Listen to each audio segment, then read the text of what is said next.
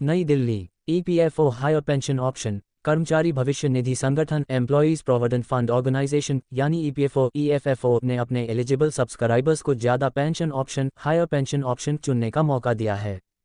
इसके तहत ईपीएफओ ने ज़्यादा पेंशन पाने के लिए आवेदन की deadline EPFO higher pension deadline बढ़ाकर 3 मई 2023 तक कर दी है। हालांकि इसको लेकर कर्मचारियों के मन में कई तरह के सवाल हैं।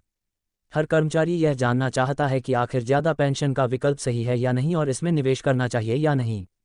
इसको लेकर यह भी सवाल है कि ये स्कीम कर्मचारियों के लिए कितना फ़ायदेमंद हो सकता है और इस विकल्प को चुनने से उनकी सैलरी कितनी बढ़ने वाली है। तो चलिए एक एक करके इन सभी सवालों का जवाब भी जान लेते हैं।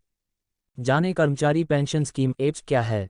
कर्मचारी पेंशन योजना एम्प्लॉयज़ पेंशन स्कीम यानी ईपीएस एप्स नवंबर 1995 में अस्तित्व में आया। इस पेंशन स्कीम के तहत कर्मचारी भविष्य निधि संगठन ईपीएफओ रिटायरमेंट के बाद कर्मचारियों को पेंशन देती है।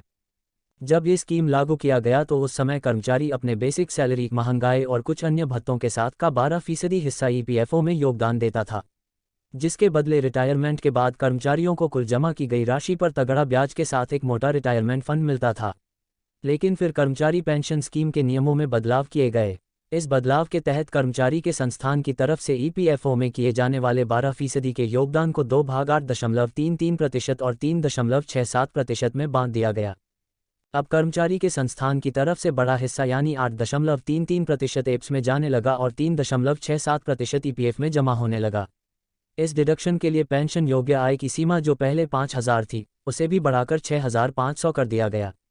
ये सीमा 1 सितंबर 2014 तक लागू रही। ईपीएफओ ने पेंशन स्कीम के नियमों में किया अहम बदलाव। अगस्त 2014 में ईपीएफओ ने एप्स के नियमों में एक बार फिर बदलाव किया, जिसके बाद पेंशन योग्य आय की सीमा को 6,500 रुपये प्रति माह से बढ़ाकर 15,000 रुपये कर दिया गया। इसके साथ ही कर्मचारियों को यह विकल्प दिया गया कि वो अपनी वास्तविक बेसिक सैलरी के हिसाब से एप्स में योगदान कर सकते हैं। इसके लिए उन्हें अपने संस्थान में आवेदन करना होगा। वहीं अगर कोई कर्मचारी इसके लिए आवेदन नहीं करता है तो उसकी बेसिक सैलरी से एप्स में योगदान 15,000 रुपये की अधिकतम सीमा के हिसाब से ही किया जाएगा।